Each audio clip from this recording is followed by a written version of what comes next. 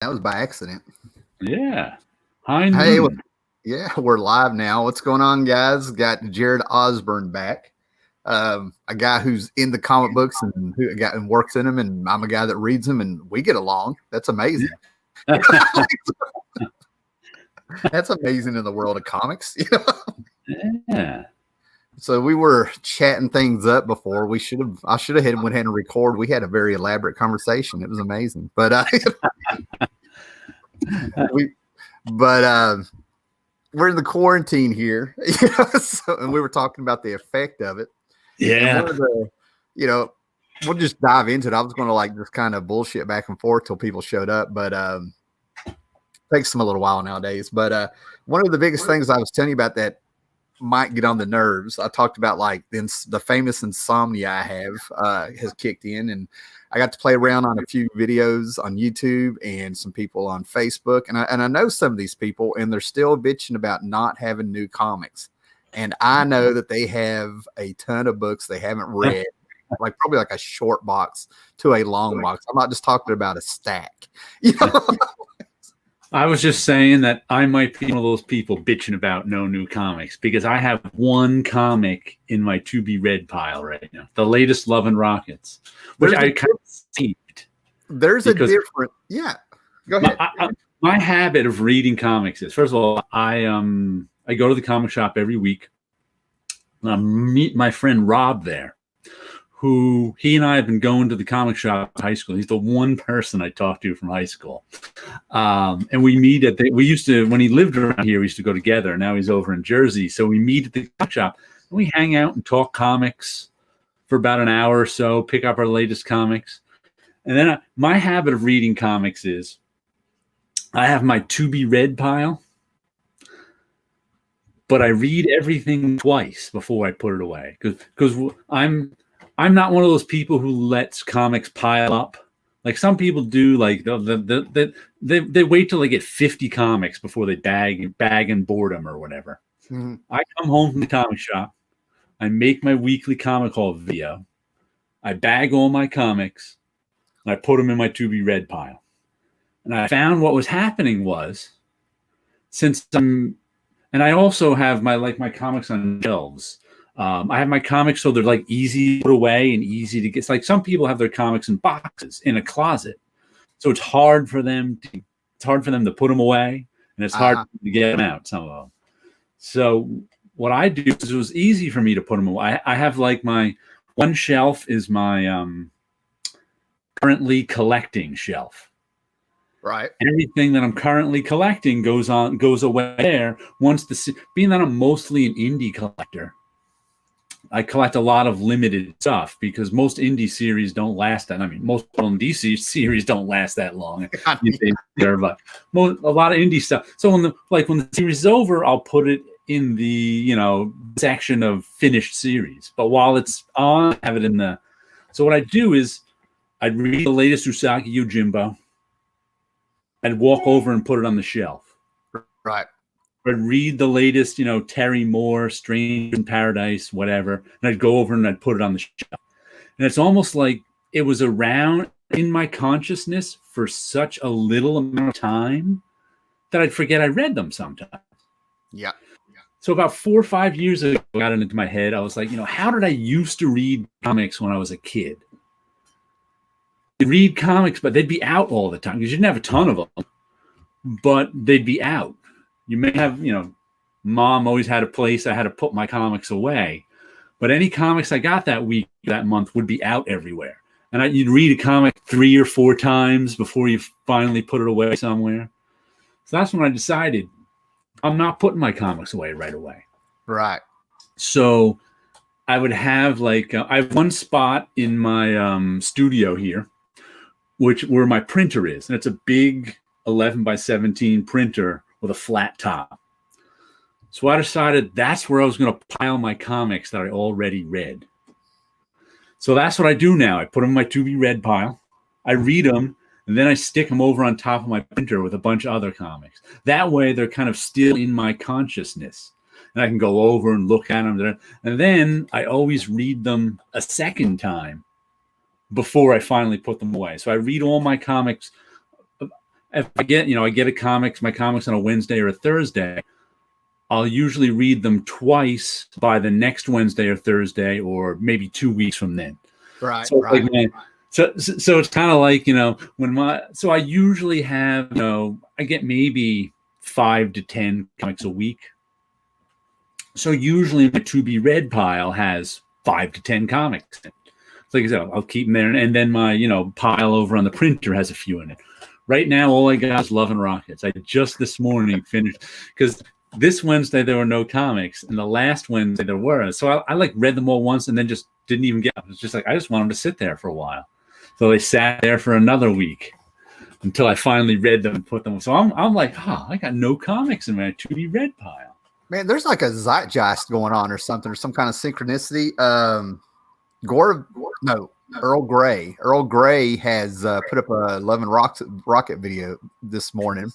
I got to talk about meeting the Hernandez brothers, and now you're bringing them up, and I'm like, what's going on?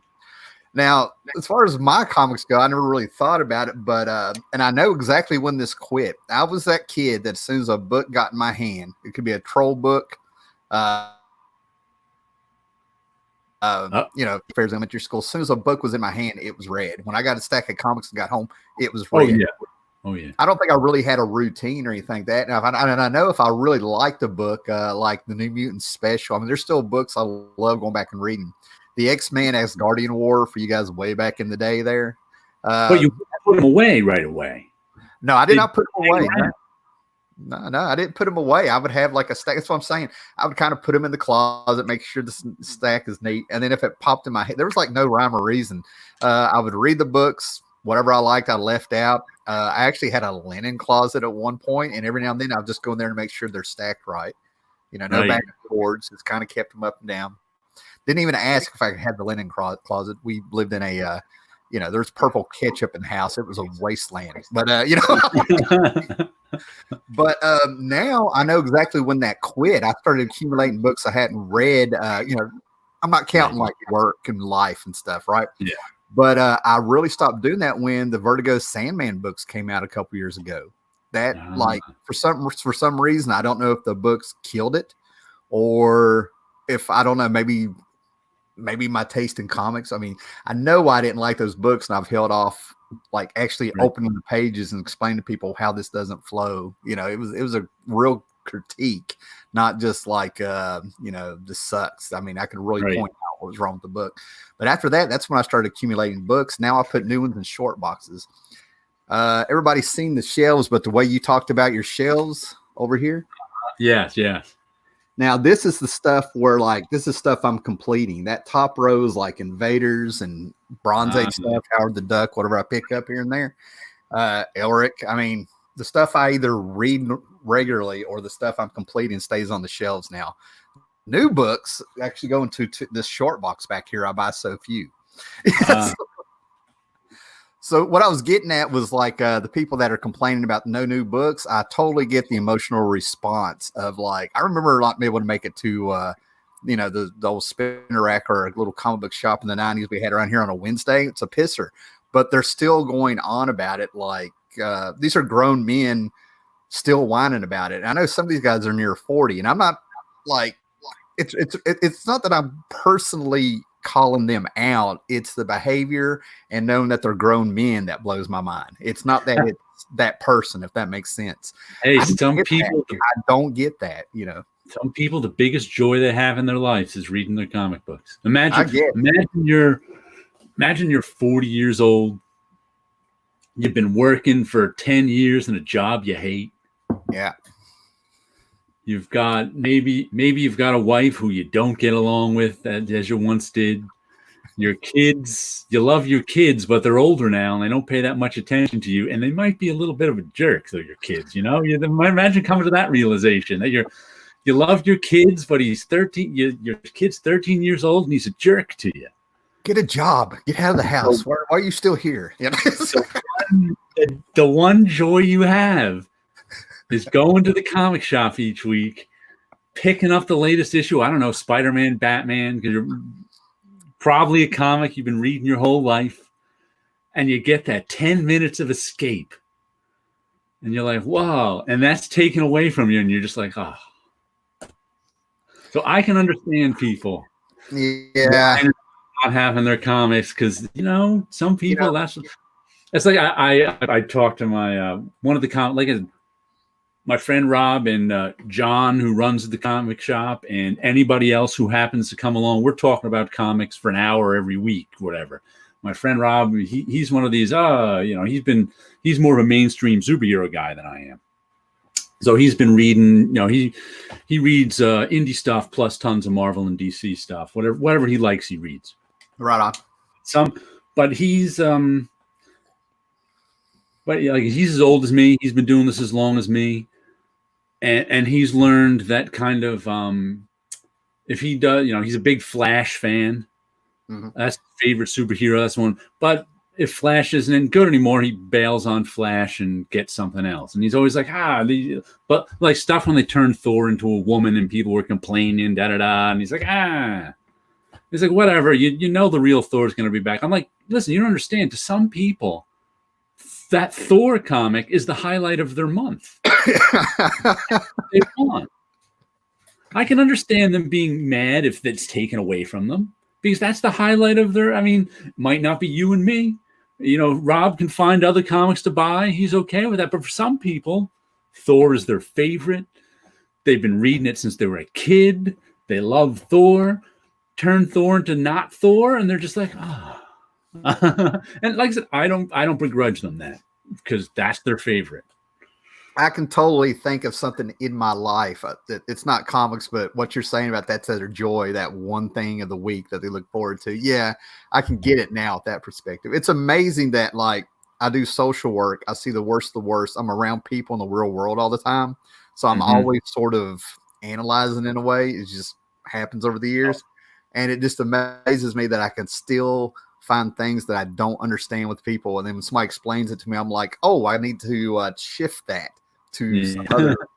Okay, I get it now. Here's the example I need. You got me there. But wow, you almost made it sound depressing. Well, it is for those people. Like, I understand them being depressed. Like my friend Rob, he's got lots of comics he likes, and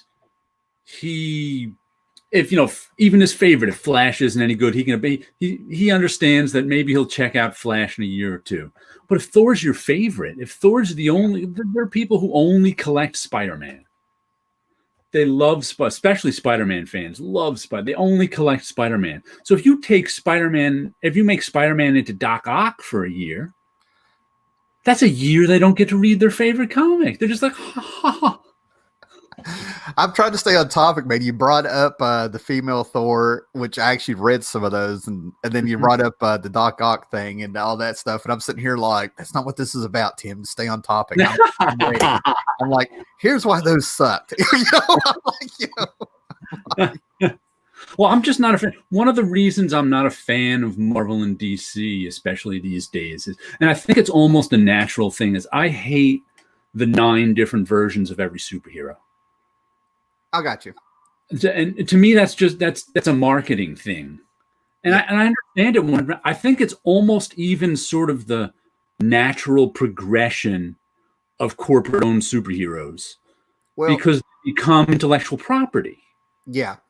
I remember finding out when DC had a marketing department for these things. It was when Jen Starlin killed off Robin, and everybody was sort of like, oh, wow. And it wasn't really a problem until the marketing department found out. And they were like, what do we want to do? What are you doing? Like, And that's when I started putting together what you're talking about. And I think I was like about 18. And I was just sort of like, wow, big business in my mind, Right. And like when I realized too, is just recently, it's probably around when Spider-Gwen was first invented. And if you want, if you want a good description of why I don't like Spider-Man anymore, it's that everybody who was in the 1960s Spider-Man comic is now a superhero. It's like everybody. It's bizarre. But like I said, I think it's kind of a natural progression of the marketing. And when I realized that too was when Spider-Gwen came out, and they came out with like, I don't know how many different, like the whole Spider-Verse thing. I think it was even a little bit before that, where there's like, half a dozen different Spider-Men and half a dozen different Spider-Women. Do you remember Slingers? But Oh, yeah. Yeah, those costumes, 4 different Spider-Man books, and he was a different hero in each one. Right. But at least those weren't all Spider-Man. They were Yeah. like, let's take Spider-Man and turn him into 4 different heroes. Those slingers had nothing to do with Spider-Man himself. They weren't all variations of Spider-Man. Right. They were variations of Peter Parker. They were 4 versions of the 9 superheroes you were talking about. Right. But when I really got it was when I really understood the marketing. Like it was right about when Spider-Gwen was invented. I can't remember what they mentioned that some big fashion designer whose name I can't remember because I don't know fashion designers. We'll say Tommy Hilfiger. We'll just Tommy Hilfiger. Yeah, we'll say Tommy. Just made a deal to make with Marvel. They just signed a licensing deal with Marvel to make shirts for little girls. And I was like, that licensing deal is going to get them more money than the Spider-Man comic. You know, not to go off the rails here, but they invented all these female Spider Women, just to sell T-shirts to little girls. It's not even really to sell comics at all. You're right. It's to sell T-shirts to little girls, where there's a lot of money in that. Well, Bob Hall told me in Charlton 66 a little story about when who was it, Acclaim or somebody bought Valiant out. And they had ideas. Yeah, okay. Well, Acclaim comes in, they're going to start making video games and things. And Bob Hall said that Bob Latham called him in the office and accused him of drawing and writing Shadow Man wrong. Shadow Man was Creole. I got a Southern accent, guys. Sorry, I'm from that. Creole. But, yeah, Creole. That's a real culture, maybe even a race from New Orleans, French and, all that stuff. And they told him he was supposed to be writing him like a black guy. And he figured it out right there. A marketing department came in, and now they're thinking about demographics and instead of rich cultures and who the character is and stuff. So that's messed up a lot of things that even as a reader picks up. Now, when I'm talking to you, you got some inside information, so I'll make it clear that I'm telling you from the reader perspective. Right, I'm not going to talk like I know what I'm talking about 100%. But you hear stories like that, and you're just sort of like, how much is this messed up? These books and stuff. Arbitrary decisions from on high happen all the time. Let me do some comments here. We've got some people here, man. Can you see the comments on your thing? Yes, I can. Okay, cool. John Jones, I'm guilty of that, making a stack, then bag and board them. He's right there with you. I wonder if there's 9 different types of comic book collectors. Scott Connor's out there. Yep, we've been talking a little bit online here and there. Gore Vidal. Jared just described the life of many of the comic book readers at my local comic shops. I know it's true because they don't talk well about their family and work. Good morning. Good morning, Gore. I don't want to make this like the personal TMI Howler Mouse video, but I totally remember that life. I was married for 7 years, and I have probably blown up my life 3 times. One time, not really my choice. You know what I'm saying? To get out of that crap. I'm that type of person who I totally understand being in that situation, but I reach a point I got to get out, Dennis Hayes, party people here. How's lockdown? Well, how's lockdown there, Jared? It's like I said, it's not much different for me since I'm in my studio a lot doing stuff, but still there's an added pressure. Lockdown it's knowing that you can't go out and do things and there's the plague going around that really, like I said, I'm one of the people who's best suited for this, and still it's hard. So I can only imagine how the rest of the world is feeling. Well, I'm an essential worker with a state job, so I am constantly getting updates that don't make the news that we don't need to hear until they make their mind up.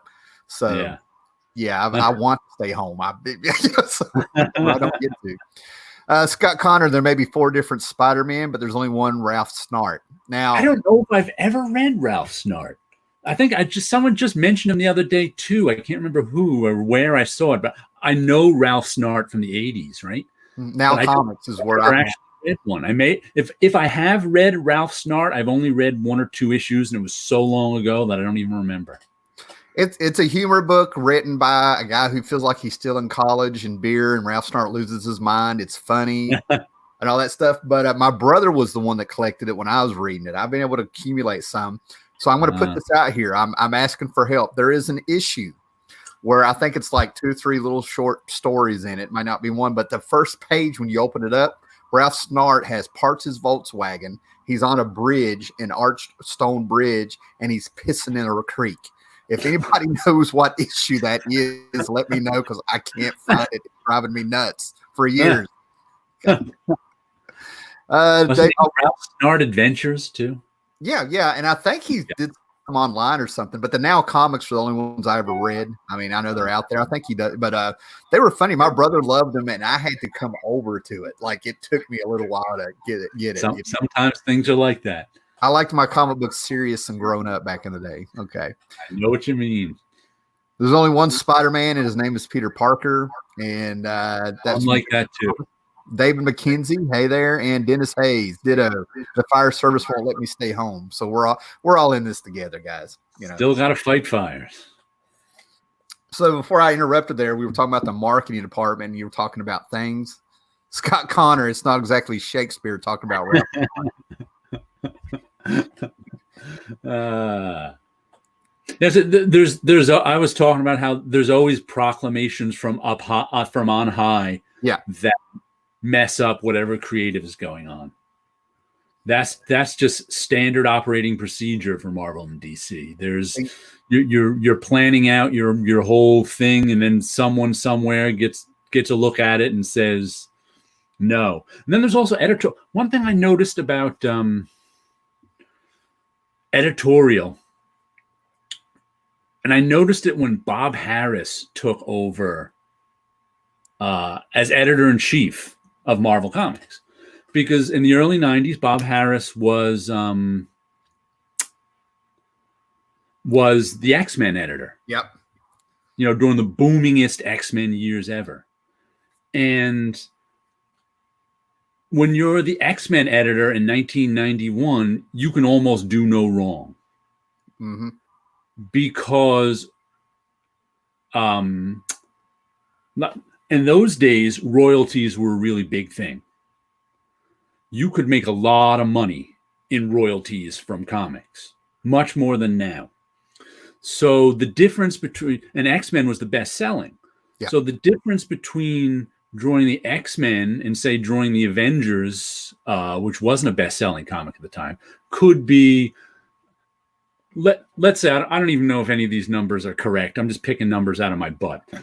Let's say you could make, $5,000 a month penciling and inking the X-Men, and you could make $5,000 a month penciling and inking the Avengers. But with royalties, you're making $10,000 a month inking the X-Men and $6,000 a month inking drawing the Avengers. It was that much of a disparity. So all the best people wanted to draw the X-Men, right, as you might imagine. So Bob had his pick between the best people in the industry. That's why, the 90s X-Men had some of the best artists at the time, because they paid the best in royalties. Yeah. And so he could basically do no wrong.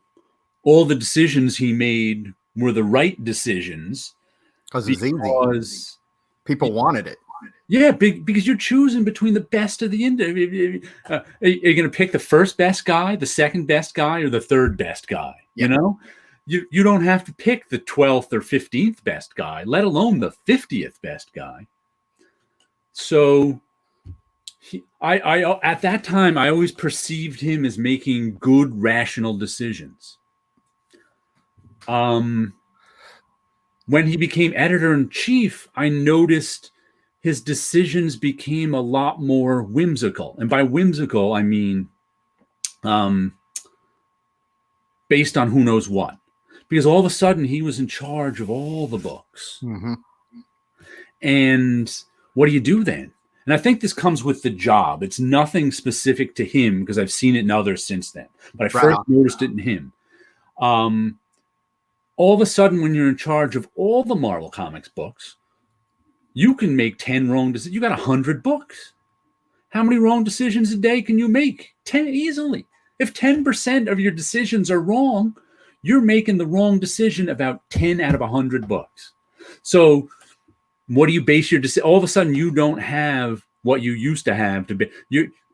Like I said, you can't make wrong decisions when you're doing when you're the editor in the X-Men in the 90s, picking between the top 5 guys in the industry. All of a sudden, what do you do with that 50th best guy on the 50th best book? Well, he came on to a book that it had a bunch of different people who spent, I don't know what that time, 15, 16, 17 years building that book up. Right. And to me, the Bob Harris years gutted everything Chris Claremont. But I'd see, like after he became editor-in-chief, I'd see him sometimes make one decision this day and then contradict himself the next day and then contradict himself. But I think that's not him. That's the nature of the job. Yeah. You're making creative decisions based on what? I'm not sure.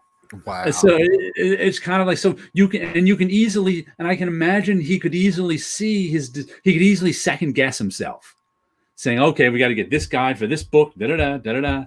And then the next day go, is that really the right guy for that book? Because you're picking the 50th best guy for the 42nd best book. Is that the right fit? I don't know. See, that editor-in-chief job, I kind of kept a little score in my head. You had Marv Wolfman and Lynn Wein doing it, where Jim Sterling was making fun of them. And then all of a sudden, I don't know, before or after that, Roy Thomas took over. He didn't last. Right. Shooter came on. Everybody flipped out because he started acting like a boss. Shooter, it looked like he was sort of losing it there towards the end of the 80s. And then we go all the way up to Joe Quesada, and Joe Quesada put on a lot of weight. So that's got to be a stressful job, is what I'm getting. I think it's a job where you base things on your whims a lot of time, and it can be very.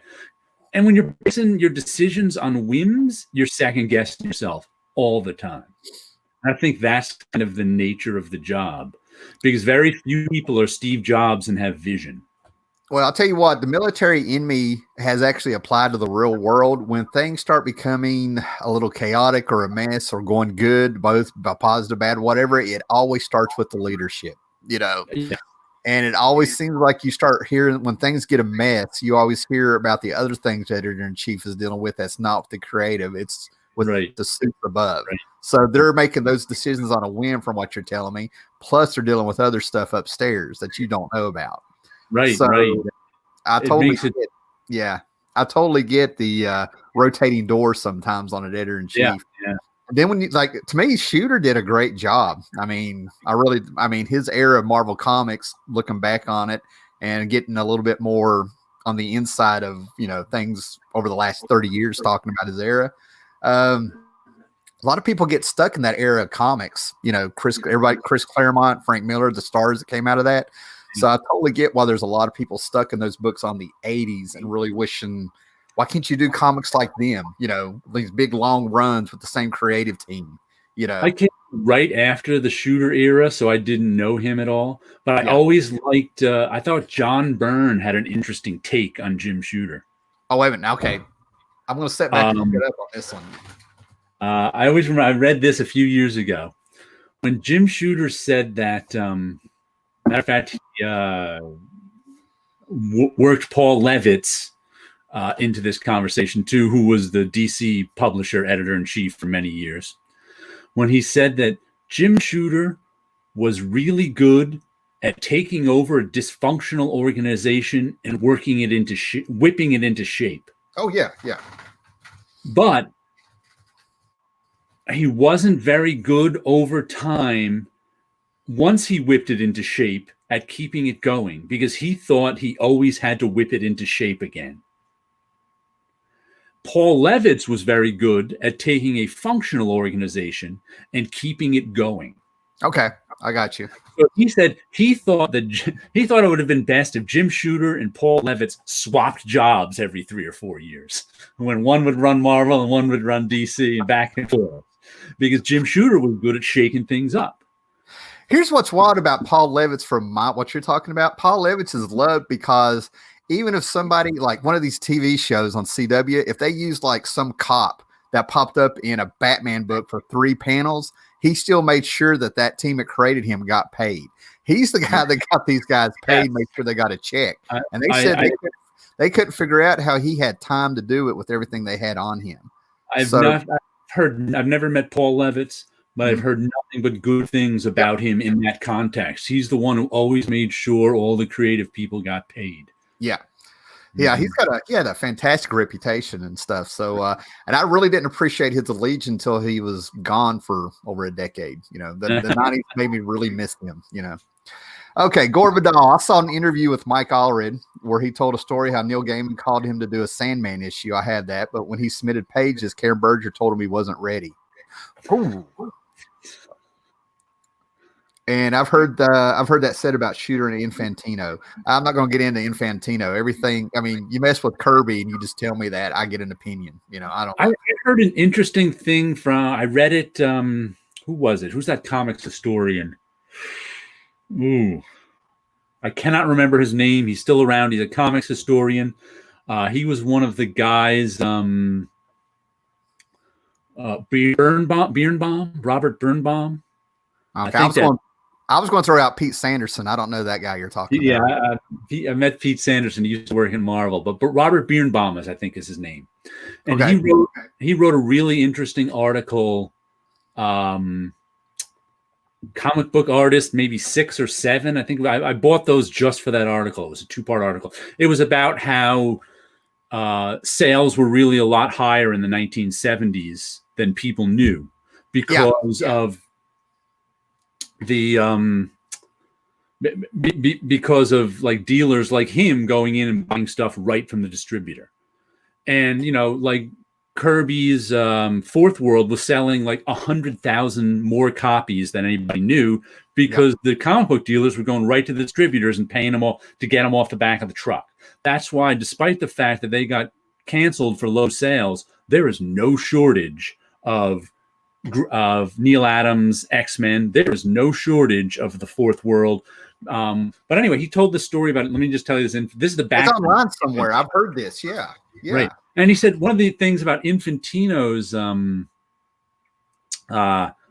tenure as editor-in-chief or publisher, whatever he was, of DC Comics was, and one of the reasons all that stuff happened was the guy who was publisher before him, I forget his name, he was the son of the guy who owned DC Comics for years and years and years.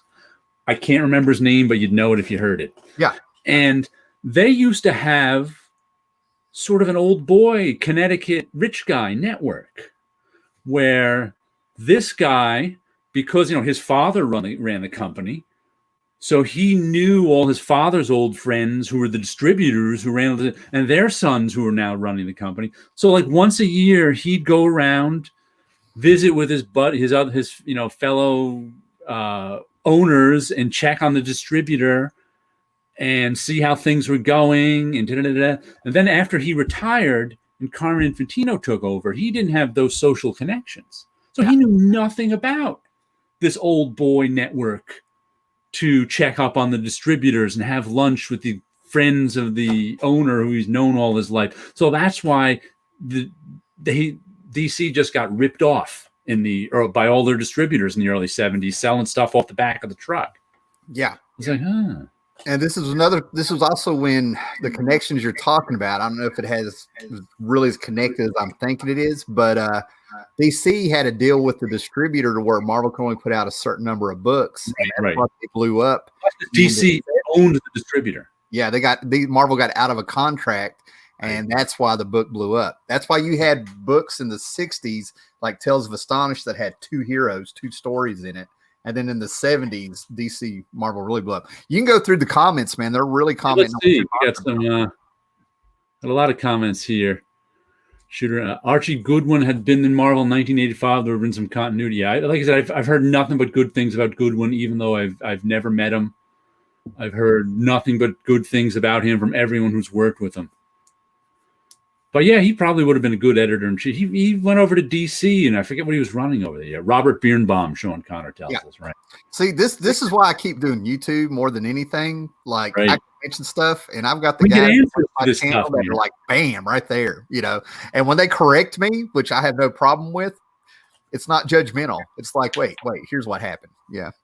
He's working on a book titled Comic Book Wars about the early days of shops in the late 60s and distribution back then. Yeah. That'll be interesting. Like I said, I read that article. He must be expanding that article he wrote in Comic Book Artist, I think it was, 6 and 7. Yeah. Paulo Costa says you're thinking of Irwin Donfield. And he president during the 70s. Right. Yeah. Yeah, that name was never come to the father of the son, Irwin Donfield, because the father was another Donfield who, then I think Irwin was his son who took over. I think you're right, but we're talking about a little part of history that I skimmed over it. The Carmine Infantino thing gets a emotional reaction out of me on how he tried to keep Kirby kind of like reminded of who's boss here or whatever was going on. I've read quite a bit, and it all kind of like is all in the same ballpark. It's the intensity of what Carmine was doing. By the way, did you ever read about why Marvel had to use DC as a distributor? It's one of the things I knew and I've forgotten because I still had the magazine that talks about it over here somewhere. It was because I think it was the late 50s where, what's his name? Martin Goodman, who owned Marvel Comics, had his own distribution company. That's who distributed Marvel Comics. Gotcha. Within his company, a power struggle happened between his right-hand man, who was his old standby, and a new guy who came in who had new big ideas, and one of them was to farm out the distribution. And the new guy won the power struggle. So Martin Goodman closed down his own distribution company, farmed it out to another company, and then that other company got caught up in like the mob hearings of the late 50s. They were all mobbed up and they got put out of business. So all of a sudden he had no distributor. I want the mob comes up in comic book history quite a bit. Even all the 70s is where the last stories I heard was about. I would love just to have somebody like Jim Stranko throw out one more book out there talking about the mob coming around messing with comics and stuff. My favorite story is, I don't know if it was the 40s or the 60s. I'm assuming it was the 40s. The guys who were tied up with the mob were going around to businesses in New York, and they'd go in and they were talking about, you want to pay us to protect you. And it's that old thing where we're really saying, you're going to pay us to protect you from us is what they're doing. Kirby got up and he was like, get out of here. Just get out of here. And they just kind of looked at him and he was just all serious. And Kirby ran the mob out of those offices. And I'm like, I want more of this stuff. And then in the 70s, those books you were talking about, the distributors and people grabbing them. This is also when, and I'm going to mess this story up, but this is when you return books, you would cut the title off the book. That's why you see covers without the title. Well, the mob would get in there before they either made it to the stores or they would have these stores around, and they would get these books. And this is why nobody knows what the sales really were, just that they were bigger than reported, because the mob was reselling those to like other countries and other stores across the country that had ties to the mob. Like the mob was sending their comic books to their mob stores. I'm like, this is amazing. When I was reading about this, I'm like, why do people not know about this? And Paolo Costo tells us that Irwin was Harry Donafield's son. Okay. Harry Donaffield was the original owner of DC Comics, and Irwin it was Harry Donafield's guy who stole DC from Malcolm Wheeler Nicholson. Yeah, I remember. I was actually reading this. I think I have those. I don't ever seen. Oh, all of a sudden his name flew out of my head. I should just go get the books. The guy who draws those photorealistic portraits of early comic book guys from National Lampoon and other things. All of a sudden I can't remember. Hold on one second. I got to show you the book. Yeah. I'm going to kick myself when he brings this back. Okay, so Paulo Costa is all over this. Harry Donafield was the guy who stole DC from Malcolm Wheeler Nicholson. Scott Connor, the best Irwin, is Erwin Schwab. I have to agree. Paulo Costa, the reason was 3 words: Monroe Browick Jr.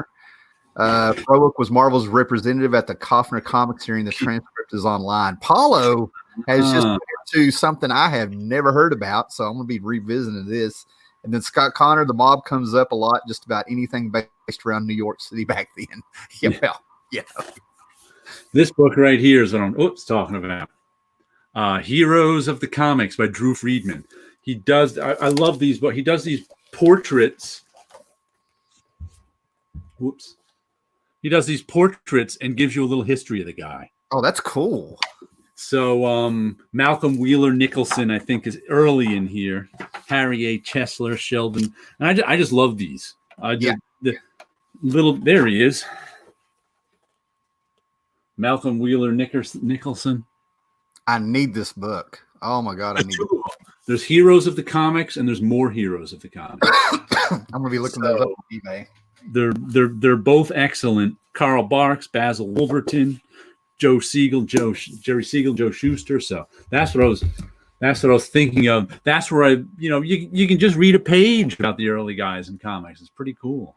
Basil Wolverton to me should have been like as famous and influential or well known as Mobius in my eyes. I mean, Mobius and Basil Wolverton should be on the same level to a certain extent. Some amazing stuff, that's for sure. What we got here? Charlton66. What's up, brother? I almost texted Charlton66 yesterday to see how he was doing, but work got me. Paulo Costa likes that book. Hope you're doing well, Charlton.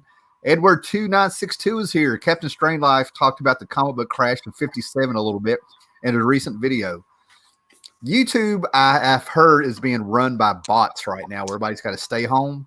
Yeah. I'm not getting a lot of the videos I'm subscribed to, even though I've hit the bell. They're not coming up. Right. So yeah, I'm surprised. Oh man, that's fascinating. That book needs to be there.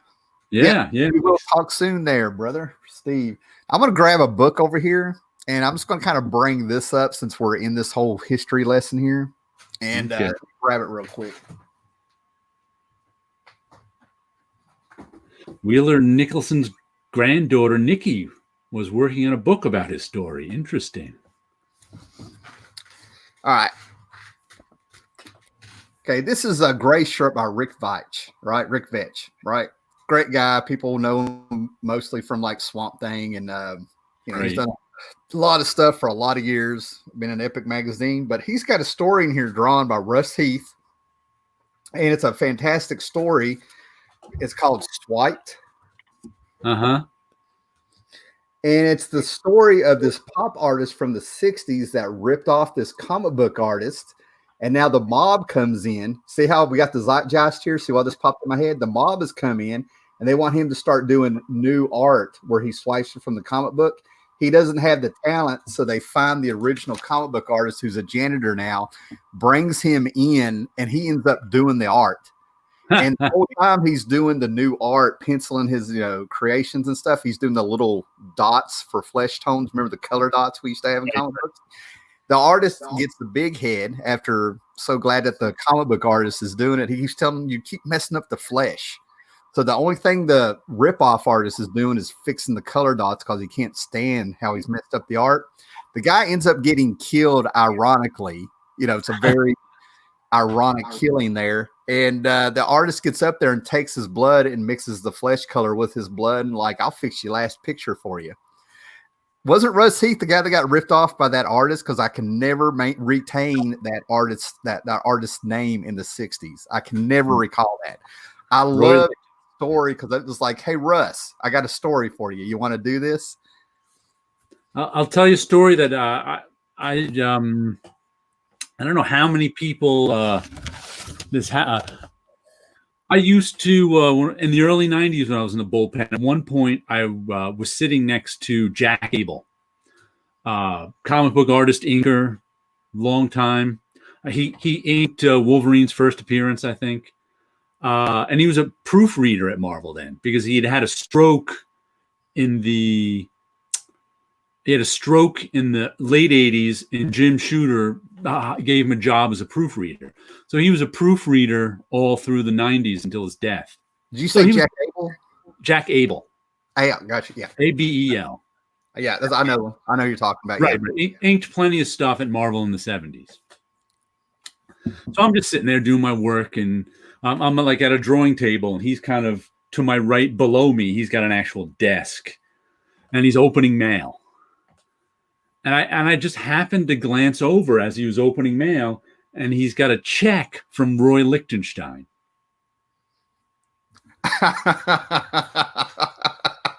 I don't know if there was a design on it or what, but I looked over and I went, "You got a check from Roy Lichtenstein?" And he's like, it's not much, but it's something. I don't remember what the amount was for. It was probably minimal because I don't even remember.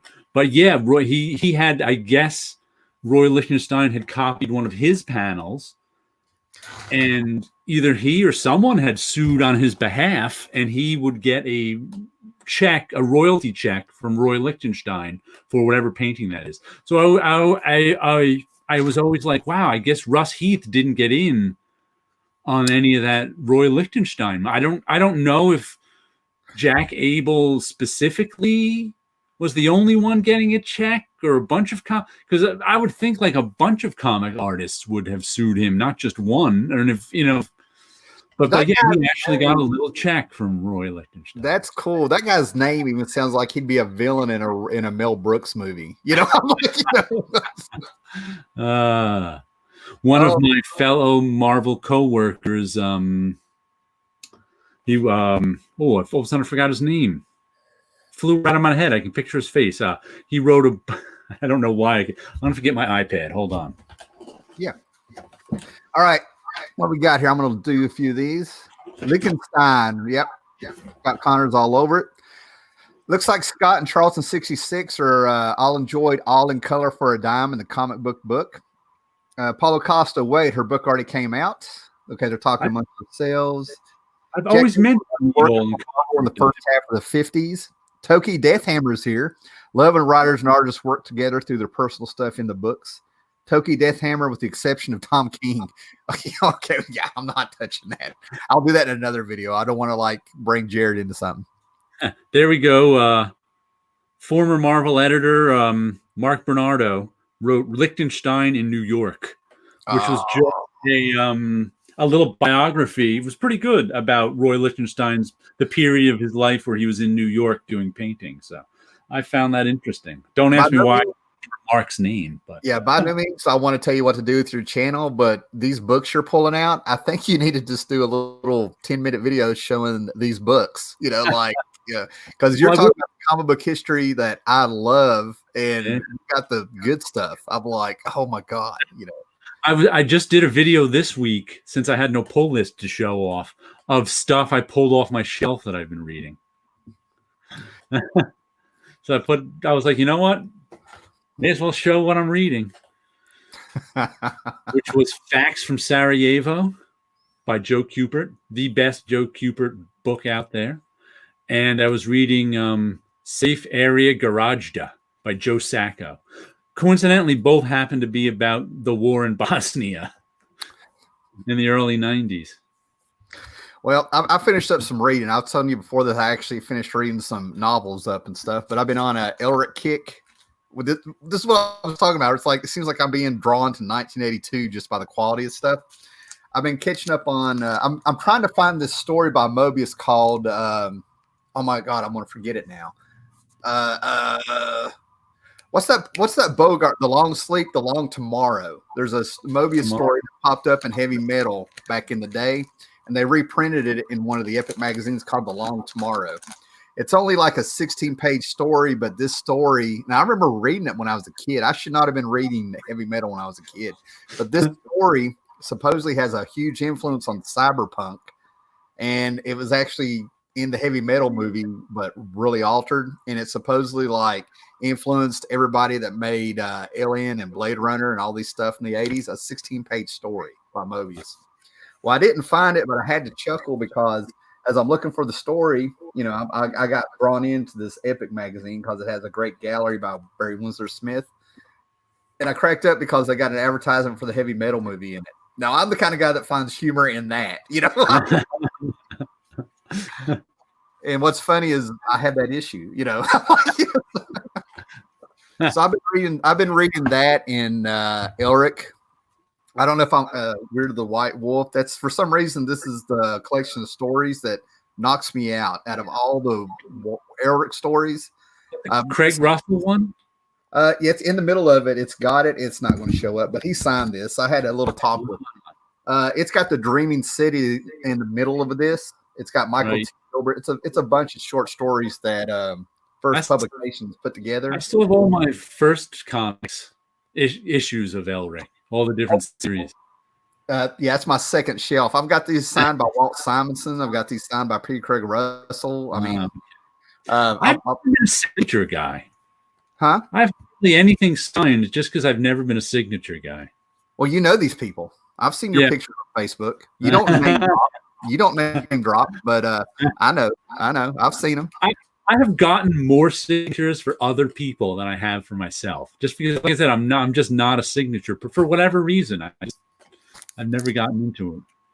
I have a thing that a signature on the book to me is damaging the book. I mean, I'm not. It's so weird. I'm not completely anal about my comics. I mean, don't get me wrong. You know, if I have something nice, I want it to last. It's not about preserving it for values that I want to be able to read this when I'm old. You know.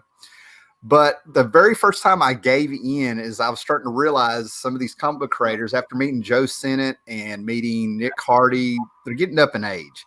Yeah.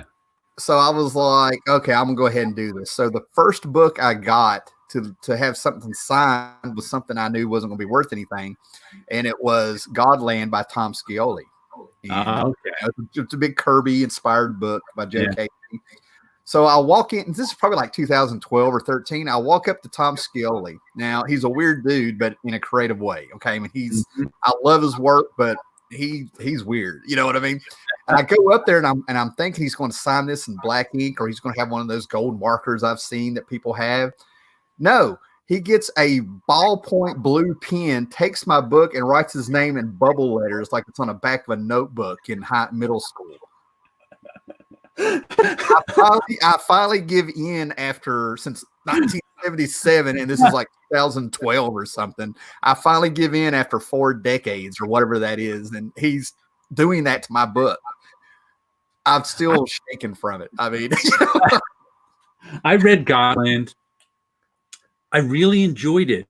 Godland's awesome, but I don't think Tom Scioli had any idea what Jack Kirby was doing.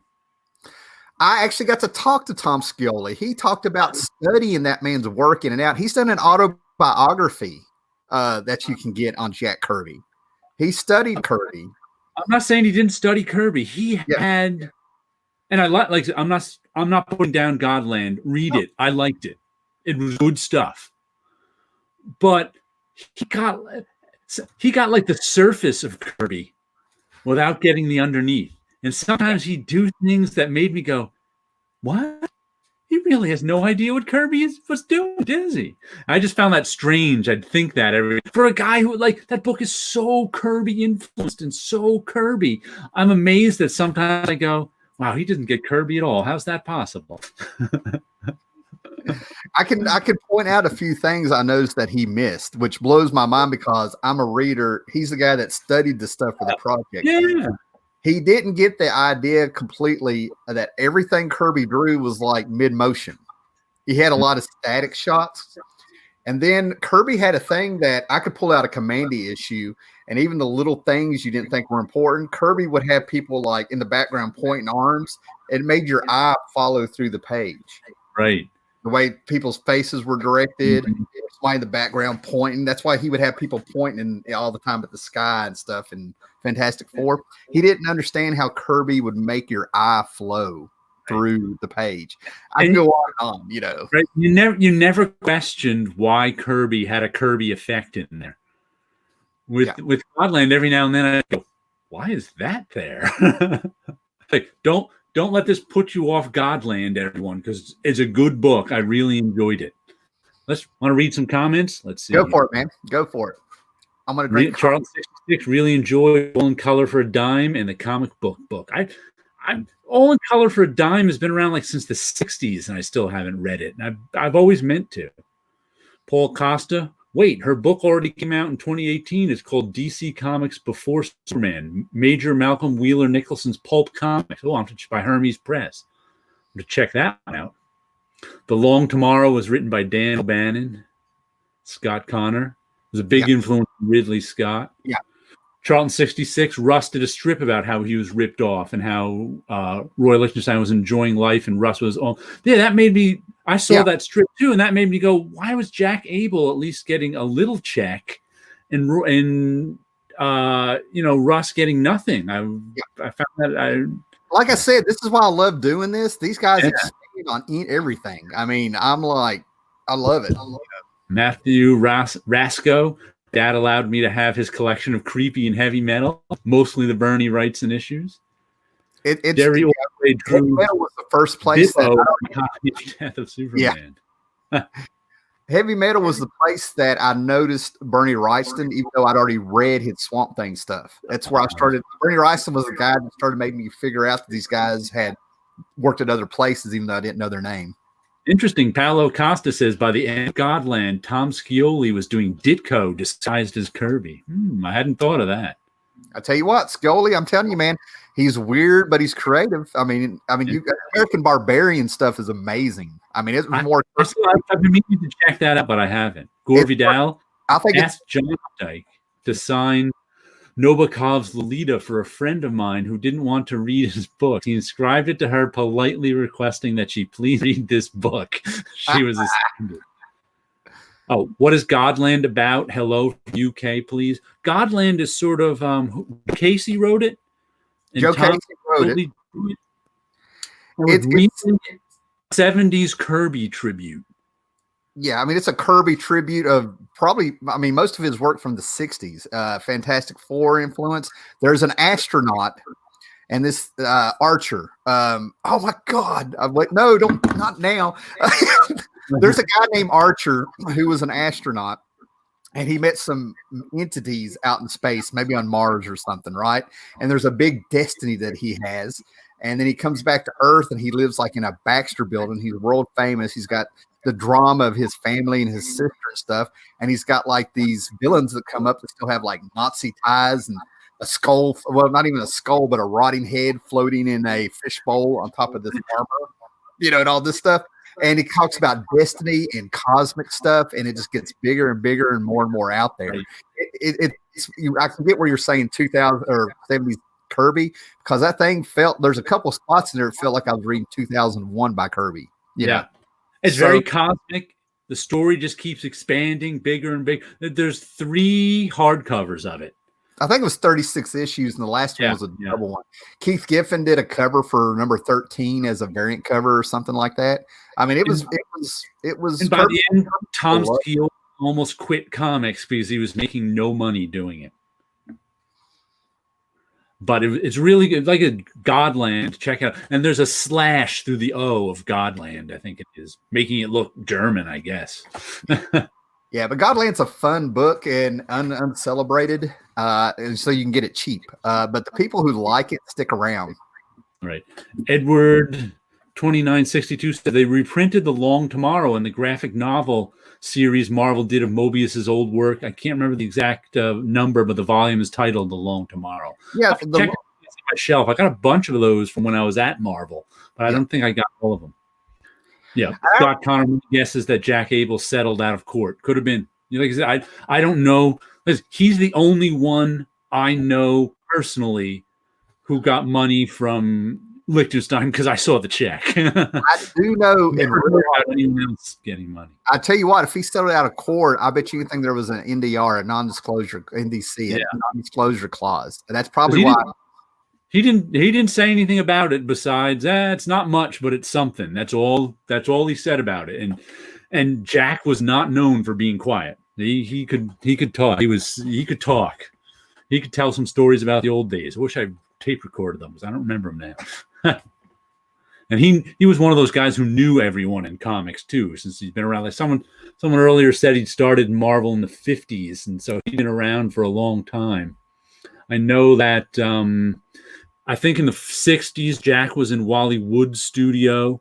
In the 70s, he was in Continuity Studios for a while because he was one of those guys that everybody liked to have. He was a good guy. Everybody liked to have him around. So if you're Neil Adams and you're running Continuity Studios, you want Jack Abel there because he makes your day better. You know, if you're Wally Wood and you're running your comic studio, you want Jack Abel there because he's making your day better. He's one of those guys. Awesome. Matthew Rasco, Godland reminds me of the early days of Astro City. I can kind of see that. It had that classic comic book feel of the older days, kind of like an atmosphere to it, maybe. I don't know. Gorbadal, I began reading Heavy Metal magazine when I was 10 years old. It was mistakenly on the stands with the Warren magazine Epic. The convenience store clerks had no idea. I'm convinced nobody had any idea because, like I said, in my house, I was reading it. You know what I mean? And the older I get and the more of these things I find, there's a strip called Virgo. It's about a naked woman walking on this planet with a weird shaped moon. And she's just eating this fruit with a very weird texture on it. She's eating the fruit, and you're just pages and pages are walking through the woods. It's getting night. She lays down to sleep. The freaking fruit rolls on top of her, and now she's this big blob of fruit trying to get away from it. You turn the page, and she's sitting there, and she's pregnant, but her belly looks like a giant piece of fruit embedded in her skin. And you see that it's the same shape as the moon. Talking about it doesn't give it justice, but being 5 years old reading that, I should not have been. Wow. Yeah. Anyone read Opus 8 by Scioli before he did Godland? No, I discovered Scioli on Godland. So I have never read Opus 8. Yeah, I'm same thing. Paulo Costa is asking about it. Charlton 66 probably putting in the comments. Right. Oh, man. Well, you got anything else you want to talk about? Because, like, I am, like, just, like, trying to keep little mental notes here of what we talked about because I got to do some digging, you know? You need a notepad in front of you. I have, here's what you need. I've taken to, since it's the hot thing this year, bullet point journaling. Where is it? Cool. Which is basically writing little notes to yourself. I really haven't done anything with it but write little notes here and there. You're supposed to. This is bullet point journaling. When a thought or something comes into your head, you write it down, your bullet point, just as a bullet point. Then at the end of the month, you go back and you look at your bullet points and you see which ones are important. Maybe you should work on, maybe you should not work on. But so far, I've just written down bullet points and not gotten back because I'm busy working on stuff. Really don't. I just like notebooks. Before we came on the air, I told you about that cheap little sketchbook I got at Walmart that I was going to try to work on and stuff. That's what I was going to do. Little bullet point journalism like you're talking about, but I was going to draw like whatever was around me at the time to talk about it. Because where I live in the last 2 months, we've had a Medicaid audit that's come down from Richmond, floods, blizzards. I mean, and now we have the apocalypse going on. That's why I'm sitting here like I need to start journaling some of this somehow, you know. Yeah, I just have to go back here and show you this. I'm a huge notebook fan.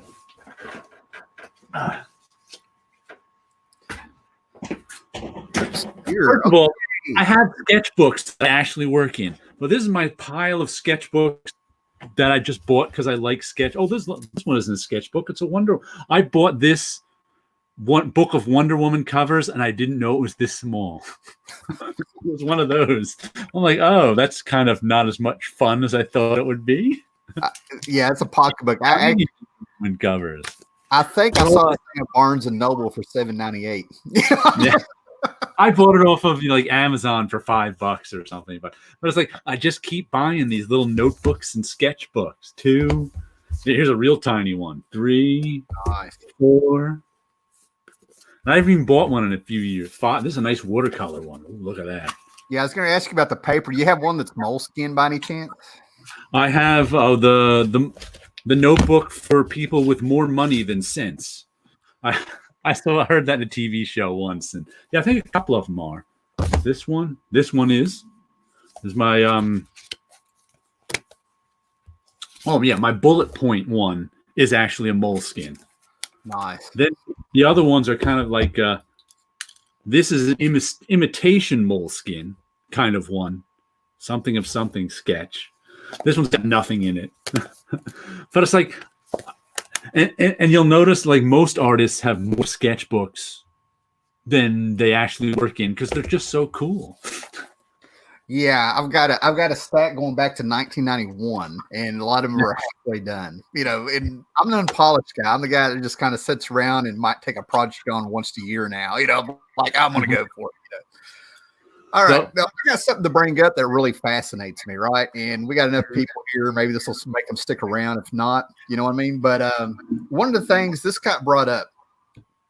Growing up and like reading these comic books and stuff and everything like that, I kind of got it in my head what the best runs were to get, like where it actually, you know, a lot of people start asking about Spider-Man. I'm like, you really just need the first 100 issues, maybe 200 issues. You know what I mean?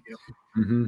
And then I saw Kurt Busiek, of all people, on Twitter all of a sudden come up with almost the same list that I had in my head that I talked to other people about. And it seems like there's like these people who have really read comics for a long time kind of get that the best years of these books may have passed them by. They're like Stan Lee and Fantastic Four. You just need their runs on Fantastic Four, the 101 issues and the annuals. Avengers, the first 200 issues. Spider-Man. You get what I'm saying? I can agree with that to a point. Yeah.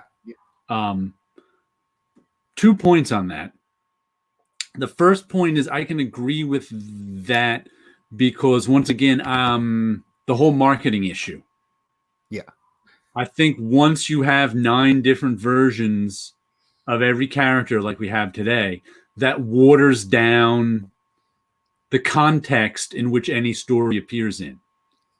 So it's like Spider-Man from 1972 has a different context than Spider-Man of today because there was only one Spider-Man. Wasn't even Spider-Woman yet. So the context within that story takes place in is here is the one and only Spider-Man, and here is his story. Today, you have, even if you got the original Peter Parker Spider-Man, he's just one of 12 Spider people. Mm-hmm. And they all exist. They exist not to tell stories. They exist because of marketing purposes. So it's a completely different context in which to tell a story. And the creators know that. What are you saying there? You got a response? Okay. And the creators know that on a, if not conscious, a subconscious level, in that when you're writing a story nowadays, if you're a smart freelancer, you write Spider-Gwen, you write Spider-Girl, you write a new version of Spider-Man because that's your ticket.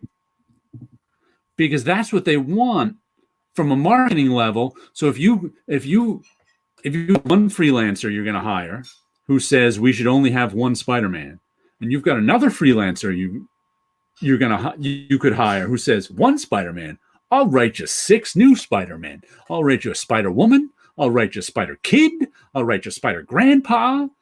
Who are you going to pick? Yeah. You're going to pick, you're the marketing guy. You're going to pick the guy who says, I'll write you 6 different Spider-Man. Freelancers know this. So it's a completely different context in which they're writing the story.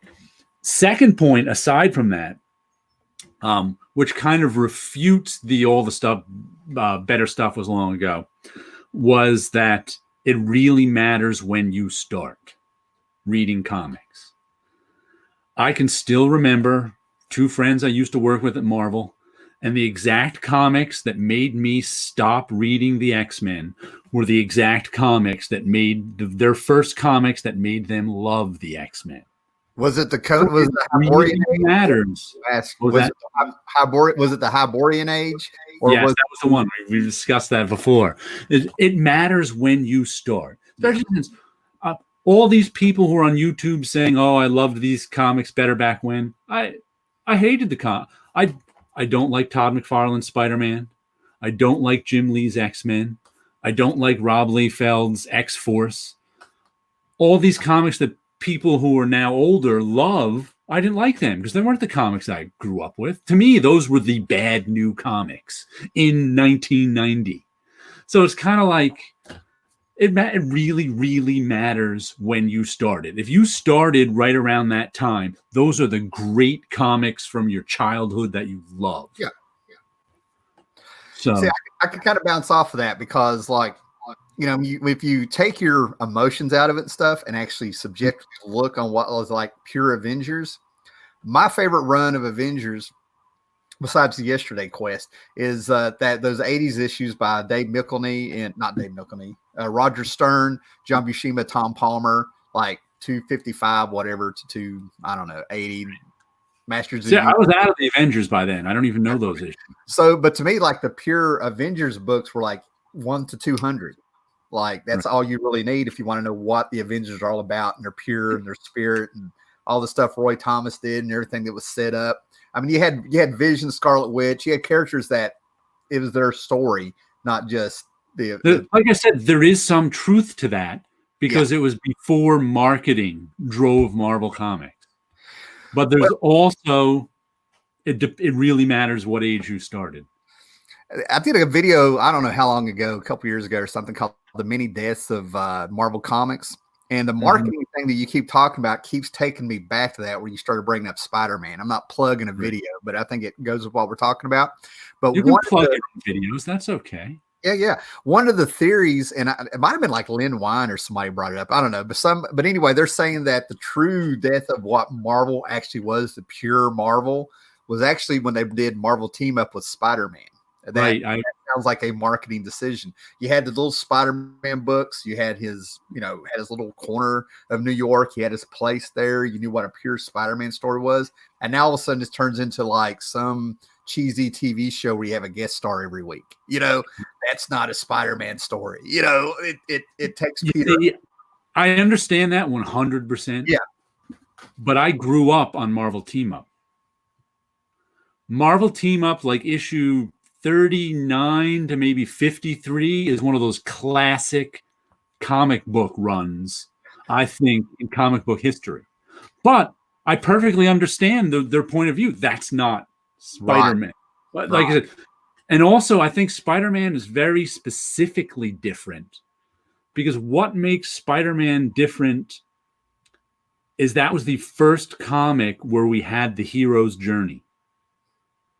That's the first comic where the Joseph Campbell and his hero's journey. That was the classic fairy tale legend where you start out as a kid and you grow up to be the hero. After Ditko left, it was all the hero. Yeah, Spider-Man, they really screwed up Spider-Man. I'm one of those people, they screwed up Spider-Man. I didn't want to do this, get negative. I don't know what issue it is, and I love Marv Wolfman, but there's an issue where Spider-Man reveals his identity to Black Cat. Yeah. And she doesn't want Peter. She wants Spider-Man, freaks out, says, put your mask on. I don't want to know. To me, that's when Spider-Man has gradually started going downhill in my eyes. I have a different take on Spider-Man, only that I started reading Spider-Man in the mid to late 70s. And to me, he was just another superhero because that's what he was in the mid to late. There was no difference between Spider-Man and any other superhero in general. Right. It wasn't until I got the little pocket books with the original Ditko stuff and read those that I understood who Spider-Man was supposed to be. Spider-Man is the hero's journey. But by the time I was reading them, there was no hero's journey. He was just a regular old superhero. But that's the end of the hero's journey. You become a hero. So that's why they constantly try to take Spider-Man back to the Ultimate Spider-Man back to the beginning. Miles Morales back to the beginning. The movies back to the beginning. They're constantly fighting against Spider-Man aging out of being Spider-Man because that's who he is. He's the teenager on the hero's journey. That's what defines Spider-Man, but that can't last forever.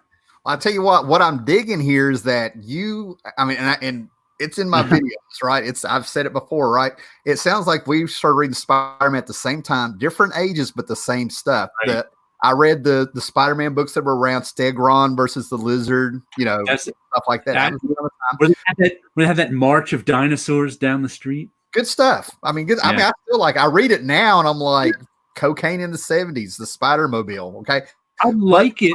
There's nothing wrong with it, but I understand when people say it's not Spider-Man. Right. But then again, you brought up the pocket books, little books that are reprinted the Spider-Man from Ditko era.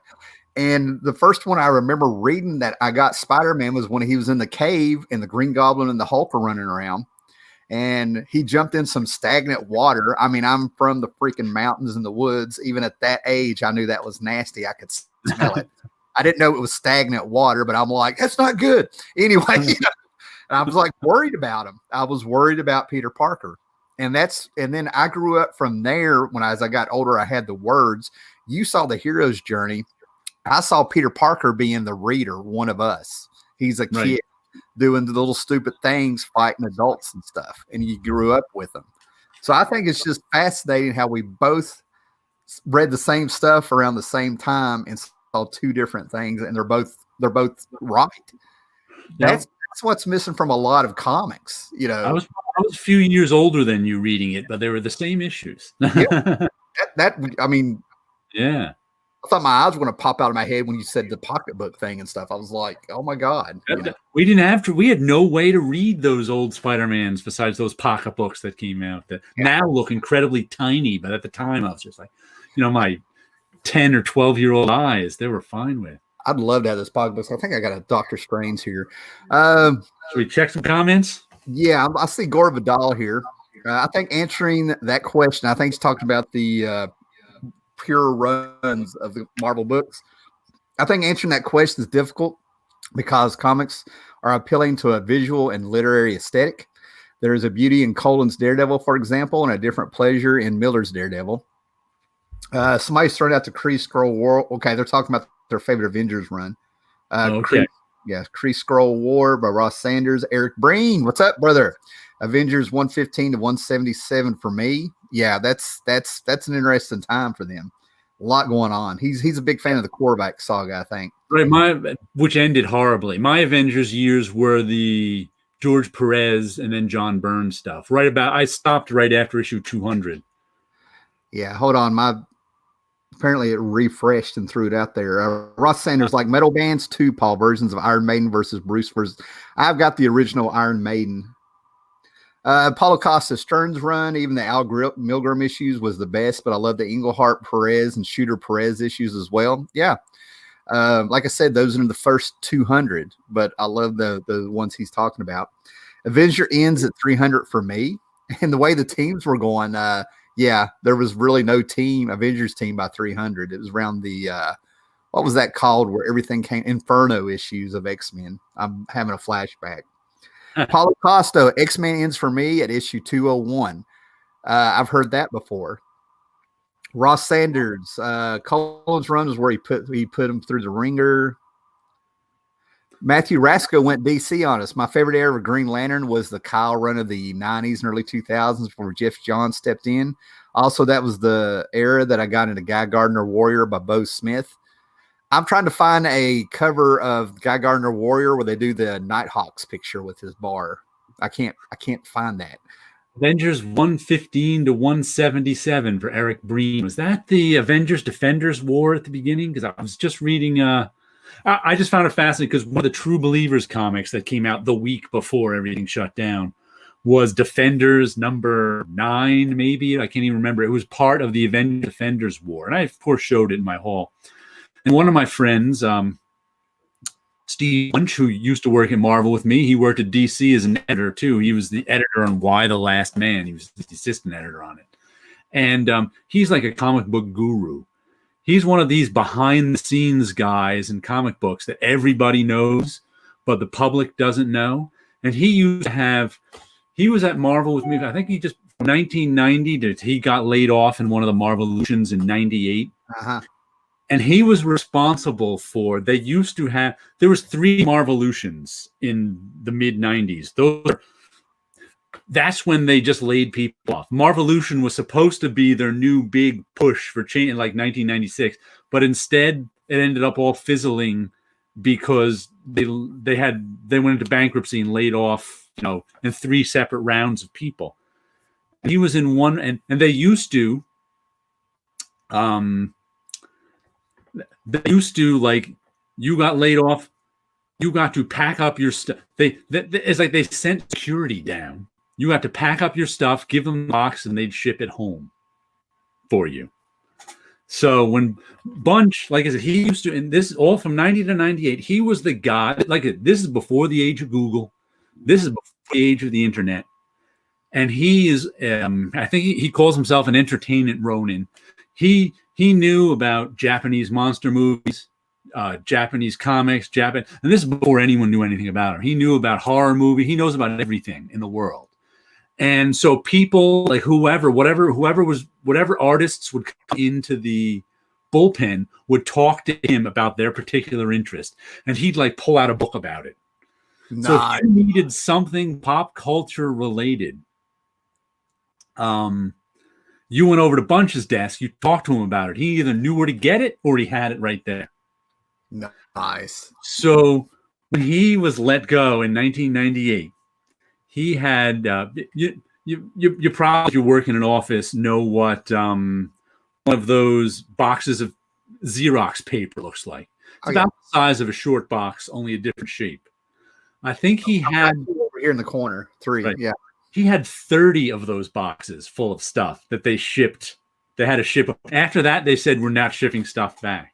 But I was just posting this Avengers Defenders War thing. I was like, I was never a huge fan of the Avengers Defenders War and he IM'd me back on Facebook. He's like, Avengers Defenders War, I've never heard of that. And I was just like, how could you never have heard of the Avengers Defenders War? It's like, this is the one thing he's never heard of the entire 40 years I've known him.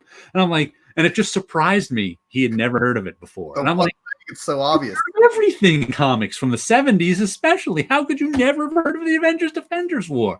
You're like, no, it's the first time I'm hearing about it. Like after this person left, I never looked at the Avengers for a while, and I'm just like, it was just astonished. We all have blind spots. I don't know how it's possible. You could name some obscure comic from whenever, and he'd go, "Oh yeah, I have that. I bought that issue. I got rid of it. Oh yeah, this one. And I was just like, how? It just baffled me that he had never heard of the Avengers Defenders War. But I think that was issue 115 of Avengers. Yeah, I mean, with my luck, he's not watching now, but I'm sure he is. But Eric Breen, I've done only like 2 of them. There's a channel on Tuesday nights. I think it's called I Love Comics. It's got an Excel team. We do top 10 little things. Are you still there? Are you froze or am I froze? I think I'm frozen. Okay. Still here. All right. I appear to be. Okay. But he's Eric Breen is so knowledgeable of that era, and he whipped out and talked about the Avengers Defenders War and stuff. I mean, he knows his stuff from the Bronze Age. With just being on that show with him, I know. You still there, brother? I'm here. Want me to start and stop my cam? Yeah, we'll give it a shot. We're going on an hour and 20 minutes. So I figure we'll do about 10 more minutes or something before the cameras start doing. This might be YouTube. YouTube actually pulled one of my shows off because the bots were running it, and it said that my comic book material was not good. Huh. Yeah, starting and stopping the cam didn't seem to do anything. Okay. But I can still talk as long as you can still hear me. We'll go ahead and wrap it up, man. We'll wrap it up. We've been going for a while. yeah, and we can do this again. Send me a message or something, or I'll send you one whenever we got time to do this. With the quarantine, I think we will have some time. So thanks everybody for popping in here. And thanks, Jared, for popping over here. Yeah, and we'll go ahead and wrap it up since we're starting to have technical issues. I've been here before. Last question here. We'll do one last question from Matthew Rasco. How do you feel about Jerry Ordway? I think he's fantastic. I've met him a couple times, and he's awesome. Yeah, I've never met him, but I generally like his work, though I haven't read a ton of it since he does mostly mainstream superhero stuff. So I have a piece of original art that Bob Wyacek inked over him. Nice. That's your buddy, Yeah. All right, guys. We will catch you guys later. Thanks for checking in here. And if you made it to the end, go ahead and not only subscribe to Jared and everybody, check out everybody in the comments and stuff and me, but definitely hit that bell. And when you get the drop down menu, hit all. That kind of helps. I actually get people in the comment section saying they're not getting known when we do these shows. So we'll catch you later, guys. Have a good one. Later. Be excellent to each other.